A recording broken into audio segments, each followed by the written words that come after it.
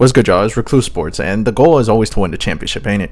So, in order to do that, you usually need to accumulate some amount of talent. The more, the merrier. Or so you would think. Because, granted, Brooklyn just showed us how not to do it. They had James Harden, KD, Kyrie, and they're going down as the biggest failure, the biggest what if in NBA history. They were easily the highest rated offense when all three of them together, but granted, that was 16 games. We saw them for 16 games, and that imploded quickly. So I was watching ESPN Get Up, and they were discussing like, yo, what went on in Brooklyn? And Jay Williams said something that I found very interesting. So I'm about to play the clip, and afterwards I'm going to give y'all my thoughts, and maybe y'all could see what is the goal to having a successful super team. So here we go. There are people today saying this is the greatest failure in the history of not just the NBA, but maybe sports as we know them.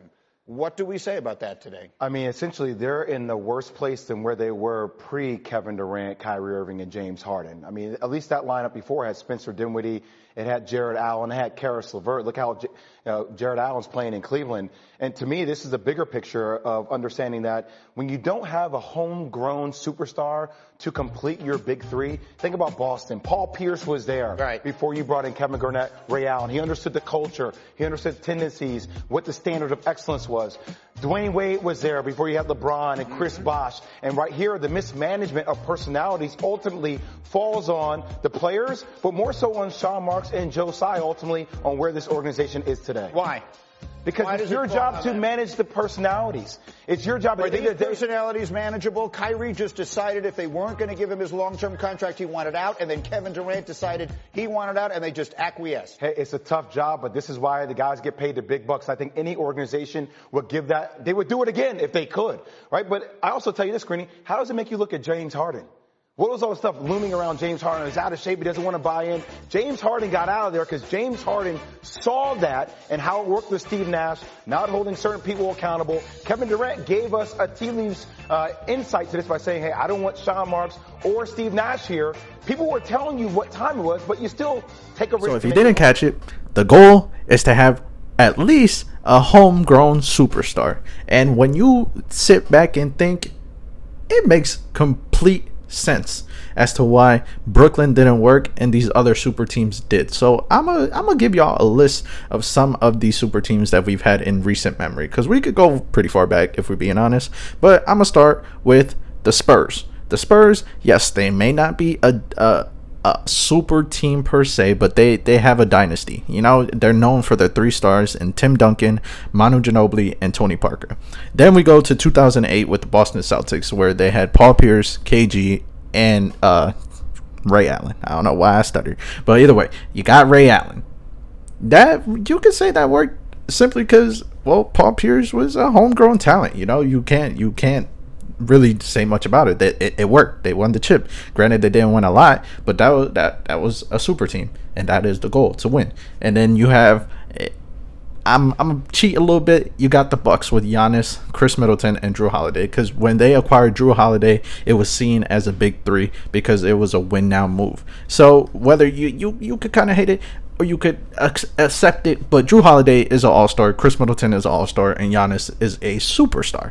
So I'm counting them. Then you have the Heatles. Super teams are LeBron's fault, right? But nonetheless, it worked. And you could say it worked because they had Dwayne Wade as their homegrown superstar. You know, they already won a chip. So bringing LeBron and bringing Chris was, you know, you're going to do that every time. You're going to do that. They won 2 chips, obviously. And you could say that they won because they have Dwayne Wade, who understands the Miami Heat culture. Like, it's Dwayne's city, like that's what Dwayne County or whatever the hell they call it, or Wade County, my bad. So that is Miami. So they had the culture and they had Dwayne Wade, so that worked. Then you have Golden State. They had Steph Curry, a superstar, all-time great. Then you have Clay, another all-time great shooter. Then you have Draymond. Then you added KD. So you already won the chip with your 3 all-stars, and then you added KD, and boom, there you go. You created the super duper team. So that worked. But now recently you can see teams that have completely failed. And I'm going to start off with the Bulls. Some of y'all may think, is that really is? But you had Levine.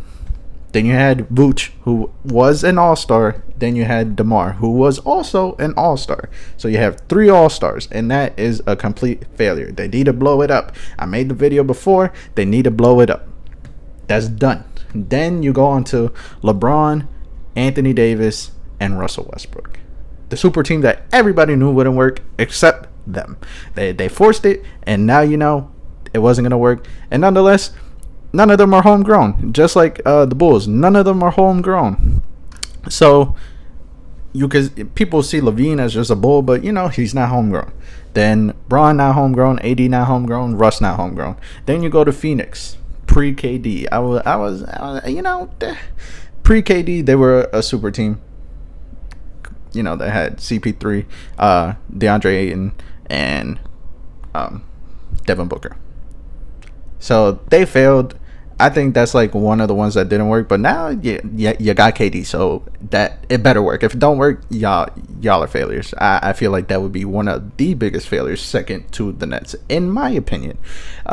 Then we go to the biggest failure of all time, Nets. You get James Harden. You get Kyrie. You get KD. Any GM would do that over again, time and time again. Even if we were to go back and do it again, we're gonna do it time and time again. Granted, it was some things you just can't plan, like what happened to the world. So you can't plan that. So nobody in Brooklyn was homegrown. Basically, it came out later that the problems started to begin when KD and Kyrie kept asking for stuff, and then the organization finally stood up and said, nah, y'all not about to keep getting this because y'all gave DeAndre Jordan a $40 million contract, which was horrible. So that just didn't work. And clearly, if they kept somebody instead of trading everybody, maybe it would have worked. I don't think so. We didn't have the homegrown superstar. So boom, that didn't work. And then you go to KD, Kyrie, and Ben Simmons, and for God's sake, that is the worst trade for Ben Simmons. I'm hoping he turns it around. I'm not holding my breath.